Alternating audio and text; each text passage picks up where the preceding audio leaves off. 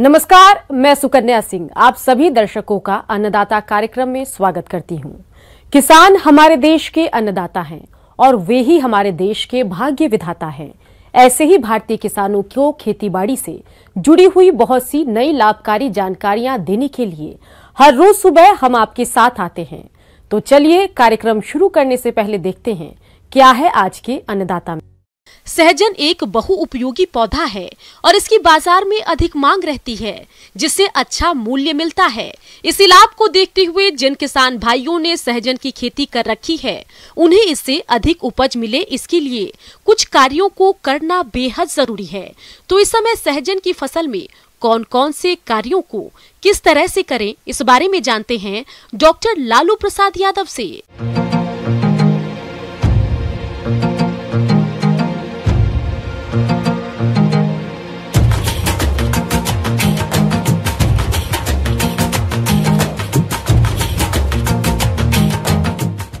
इसमें खास बात ये होती है कि इसको खेत में लगाने के बाद में मुख्य रूप से फल वाले पौधों में 3 से 4 साल बाद में फल लगता है। सहजन बहुवार्षिक कमजोर तना और छोटी छोटी पत्तियों वाला लगभग 10 मीटर से भी ऊंचा पौधा होता है, जो न सिर्फ उत्पादन ज्यादा देता है बल्कि यह प्रोटीन, लवण, लोहा, विटामिन बी और विटामिन सी से भरपूर है।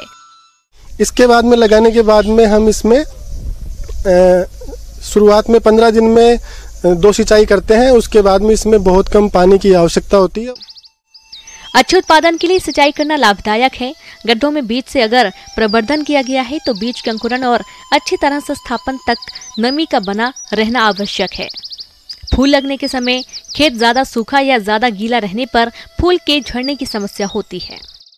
इसके बाद में जब पौधा लगभग 70 सेंटीमीटर से 1 मीटर की हाइट का हो जाए तो हम उसको पिंच कर देते हैं, काट देते हैं, जिससे उसमें ब्रांच ज़्यादा से ज़्यादा निकले और उसका फैलाव ज़्यादा हो।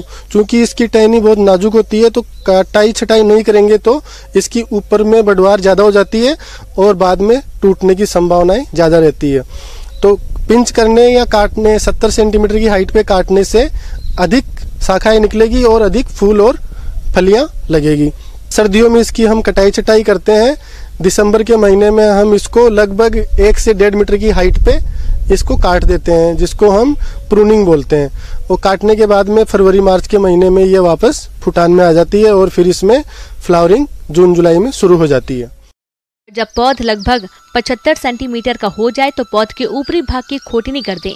इससे बगल से शाखाओं को निकलने में आसानी होगी। रोपनी के 3 महीने के बाद 100 ग्राम यूरिया, साथ ही 100 ग्राम सुपर फास्फेट, 50 ग्राम पोटाश प्रति गड्ढा की दर से डालें तथा इसके 3 महीने बाद 100 ग्राम यूरिया प्रति गड्ढा का पुनः व्यवहार करें।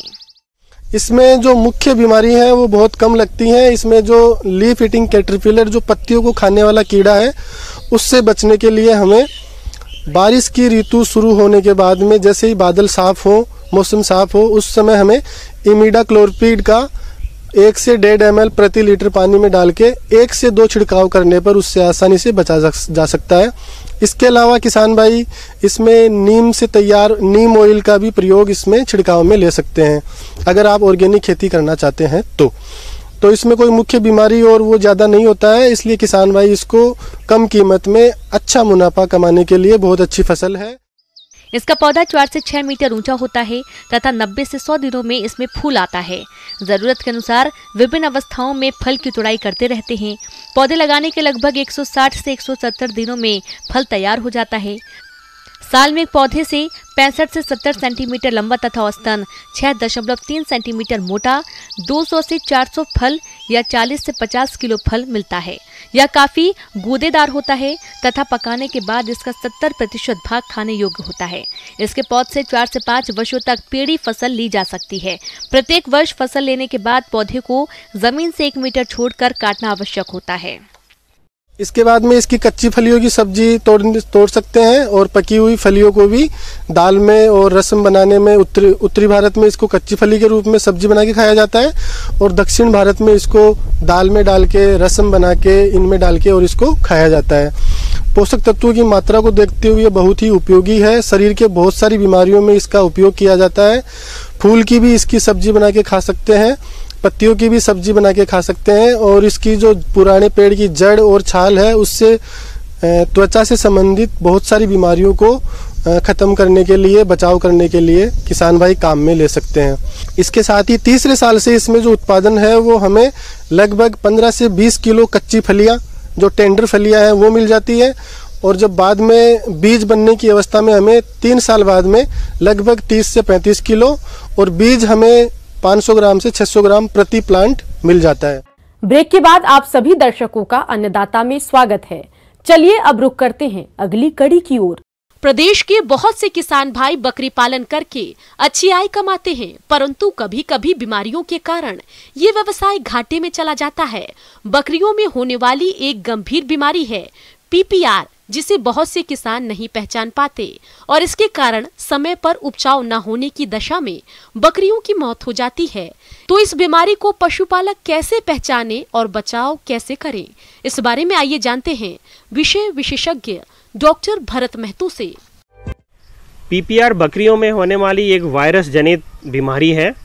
ये बहुत ही अधिक जानलेवा और संक्रामक बीमारी है। ये बहुत तीव्र गति से एक बीमार पशुओं से दूसरे स्वस्थ पशुओं तक पहुंचता है और इससे प्रति वर्ष हजारों ने लाखों की संख्या में बकरियां मरते हैं। किसान भाइयों, बकरियों में होने वाली घातक बीमारियों में है PPR।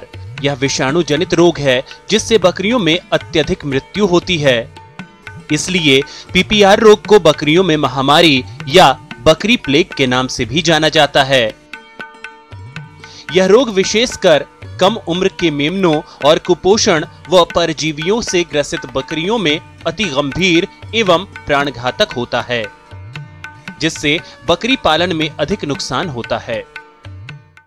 क्योंकि ये आप सभी जान रहे हैं कि वायरस जनित होता है, इसी कारण इसके फैलने के माध्यम भी और बहुत सारे होते हैं। जैसे ये हवा के माध्यम से फैल सकता है, डायरेक्ट जानवरों के कांटेक्ट से फैल सकता है, पीने के पानी से फैल सकता है, या खाने पीने में प्रयोग होने वाले बर्तनों के द्वारा फैल सकता है, या फिर कहें तो उस बकरियों की सेवा शुश्रूषा कर रहे जो किसान हैं या जो फार्म के लोग हैं उनके द्वारा भी एक फार्म से दूसरे फार्म तक फैल सकता है।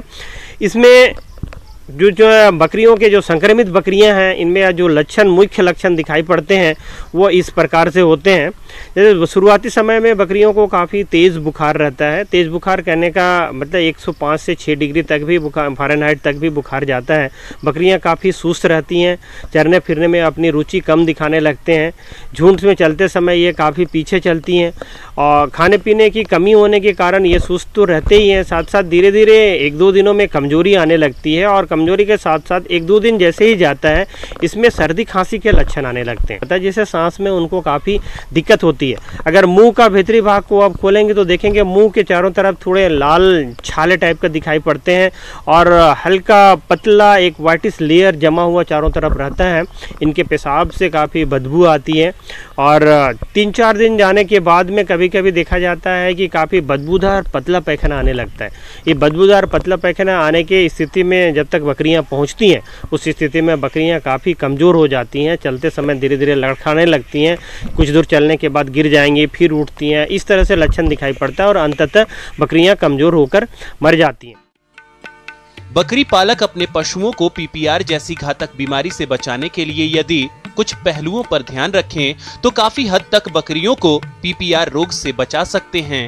जैसे आपकी बकरी इस PPR रोग से ग्रसित है तो उसे स्वस्थ बकरियों से अलग कर देना चाहिए।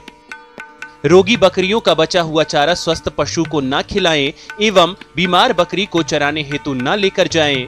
PPR रोग से प्रभावित पशु का इलाज योग्य पशु चिकित्सक से करवाएं। जैसा कि ये वायरस जनित बीमारी होने के कारण इसकी इलाज भी बहुत प्रभावित ढंग से नहीं हो पाता है, क्योंकि कोई भी एंटीबायोटिक्स का भी इस्तेमाल इसमें हम जब करते हैं तो बहुत अच्छा प्रभाव इसका नहीं दिखाता है। तो इससे रोग से बचने का सबसे बढ़िया उपाय और सबसे अच्छा उपाय है टीकाकरण।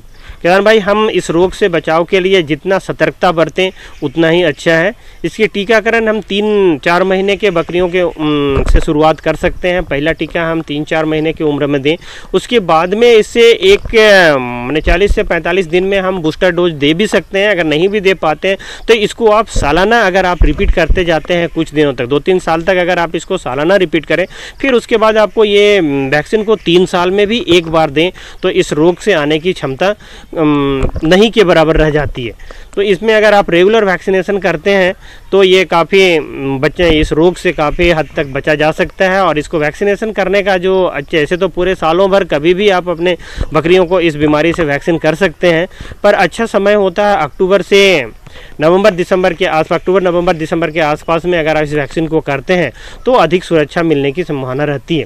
साथ साथ एक सावधानी और बरतनी है, जब आपको वैक्सीनेशन करना हो तो उसके करीब 10 से 15 दिन पहले अगर अपने बकरियों को कृमिनाशक दवा पिला दें तो ये टीका की जो क्षमता है, रोग रोधी क्षमता है, ये हम अधिक हासिल कर सकते हैं और आपकी बकरियों को सुरक्षा अधिक से अधिक मिल सकती है। खेती तो बहुत से किसान भाई करते हैं, लेकिन लाभ वही किसान ले पाते हैं जो बाजार मांग के अनुसार फसलों का चुनाव करके करते हैं। जिसमें बात करें सब्जी मटर की, तो जो किसान भाई अगेती मटर की फसल उगाते हैं उन्हें मध्यम और देर से बोई जाने वाली मटर की अपेक्षा अधिक मुनाफा मिलता है। इसी लाभ को देखते हुए जो अगेती सब्जी मटर की खेती करना चाहते हैं वे किस तरह से करें जिससे अधिक पैदावार मिले, इसके लिए देखिए ये हमारी खास रिपोर्ट।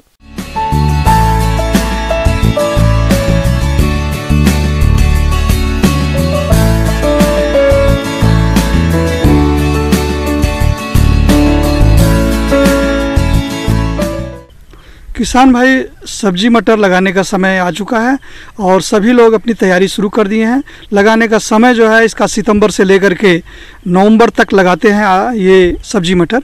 टाड़ ज़मीन पे खेती करना, तो जिसको टाड़ नंबर 2 और 3 में लगाते हैं, तो यहाँ पर इसका खेत की तैयारी का उचित समय पहुँच चुका है और खेत को अच्छी तरह से जुताई करें, समतल कर दें उसका।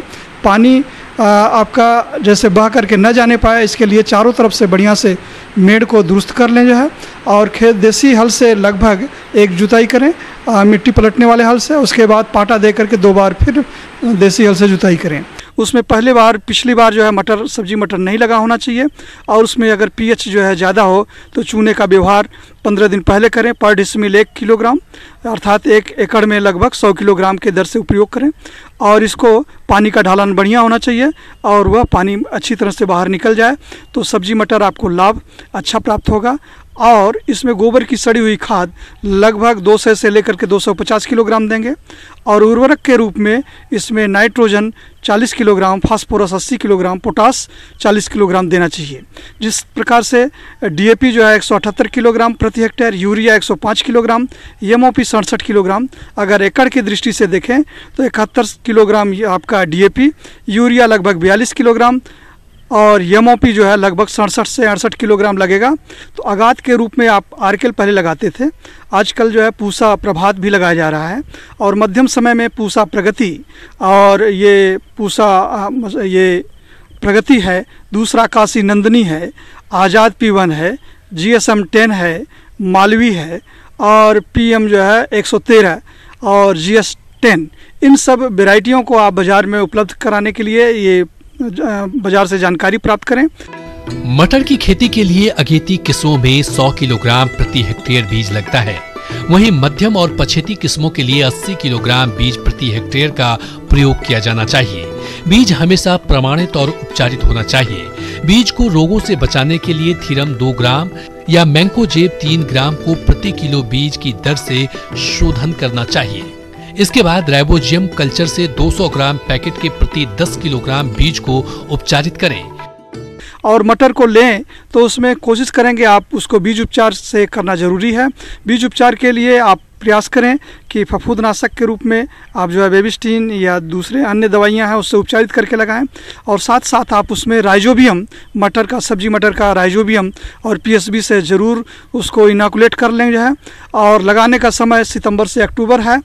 बीज के बोने का तरीका, मटर को शुद्ध फसल के रूप में या मिश्रित रूप में लगाया जाता है, जिसकी अच्छी उपज प्राप्त करने के लिए बीजों को बोते समय इसकी कतारों की दूरी 30 से 45 सेंटीमीटर और पौधे से पौधे की दूरी 10 से 15 सेंटीमीटर की होनी चाहिए। मटर की बुआई सीड ड्रिल से या हल के पीछे वाले हिस्से से की जा सकती है।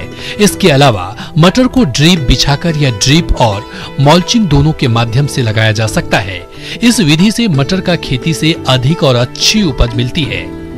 लाइन से लाइन 30 सेंटीमीटर, पौध से पौध 15 सेंटीमीटर से 20 सेंटीमीटर पर लगाने की कोशिश करें।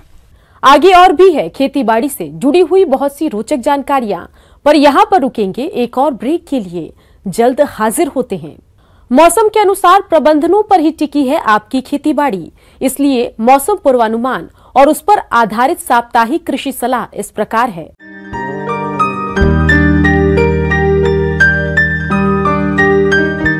ग्रामीण कृषि मौसम सेवा एवं कृषि अनुसंधान केंद्र स्वामी केशवानंद राजस्थान कृषि विश्वविद्यालय बीकानेर द्वारा भेजे गए मौसम पूर्वानुमान रिपोर्ट के आधार पर किसान भाइयों को सलाह दी जाती है कि आने वाले दिनों में हल्की वर्षा होने के साथ साथ दिन के तापमान में कमी, मध्यम अपेक्षित आर्द्रता के साथ तेज गति की हवाएं चलने और आंशिक बादल छाए रहने की संभावना है।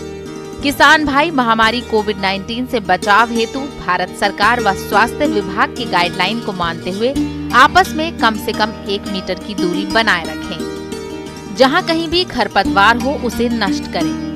कपास, मूंग, मूंगफली, ग्वार व मोठ में पत्ती व फली छेदक कीड़ों के नियंत्रण हेतु मोनोक्रोटोफास 36 SL 250 मिलीलीटर या क्योनाल्फास 25 EC 300 मिलीलीटर प्रति बीघा की दर से फूल या फली आते ही छिड़काव करें या क्योनाल्फास 1.5% चूर्ण 5 से 6 किलो प्रति बीघा की दर से भुरकाव कर सकते हैं। आवश्यकता अनुसार 15 दिन के अंदर पर छिड़काव या भुरकाव पुनः दोहराएं।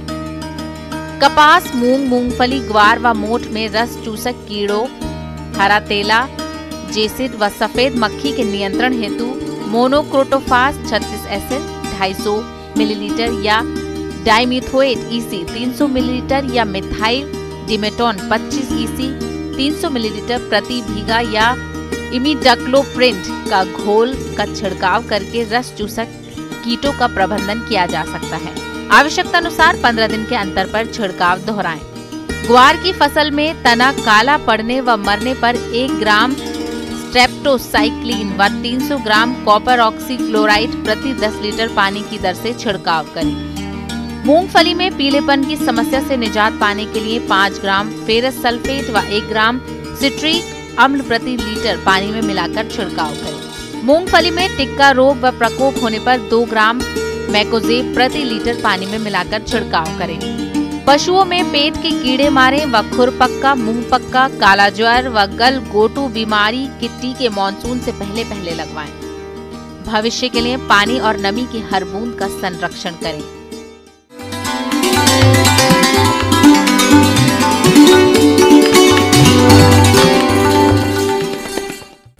अन्नदाता हेल्पलाइन निशुल्क फोन संपर्क सेवा के माध्यम से आपके द्वारा पूछे गए प्रश्नों में से 1 या 2 महत्वपूर्ण प्रश्न को हम अपने कार्यक्रम में शामिल करते हैं। इसी के तहत आज का चयनित प्रश्न और उसका जवाब इस प्रकार है। अन्नदाता निशुल्क फोन संपर्क सेवा के माध्यम से पूछे गए प्रश्नों में से आज हमने जिस प्रश्न को कार्यक्रम में शामिल किया है उसे पूछा है ग्राम बनवाली, जिला श्री गंगानगर के कृषक शिवांश सिंह ने। आप धान की फसल में गंदी बग कीट के नियंत्रण के बारे में जानकारी चाहते हैं तो शिवांश सिंह जी आपकी जानकारी के लिए प्रस्तुत है कार्यक्रम का ये अंश।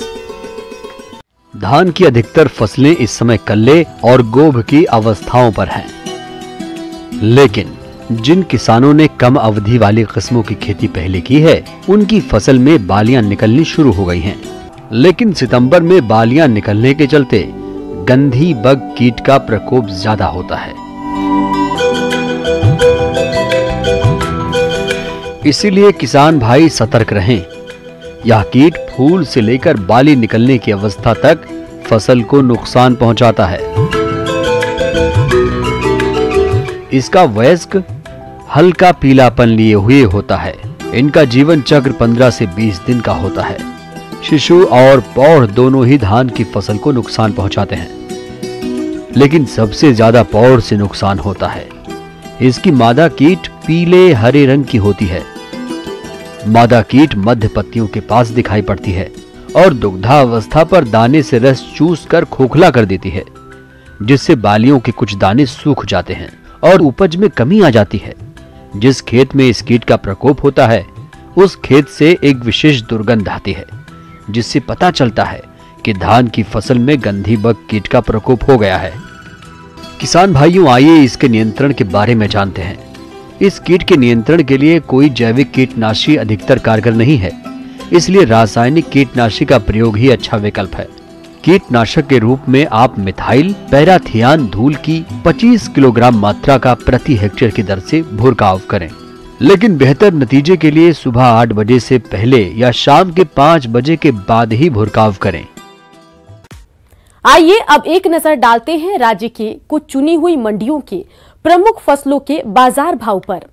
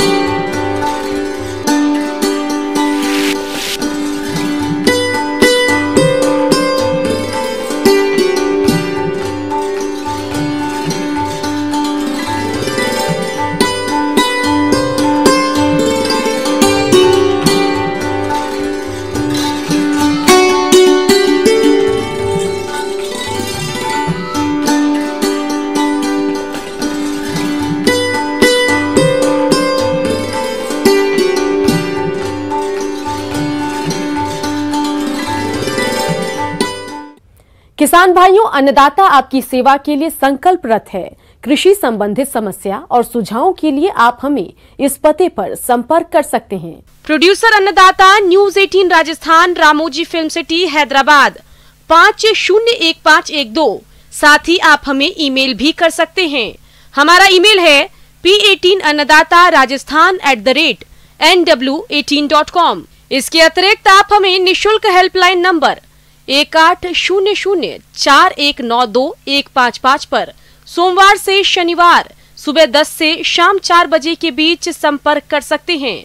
किसान भाइयों, अब समय हो रहा है आपसे विदा लेने का, तो हमारी अन्नदाता टीम को दीजिए इजाजत। कल फिर आपसे मुलाकात होगी कृषि संबंधित कुछ और महत्वपूर्ण जानकारियों के साथ। नमस्कार।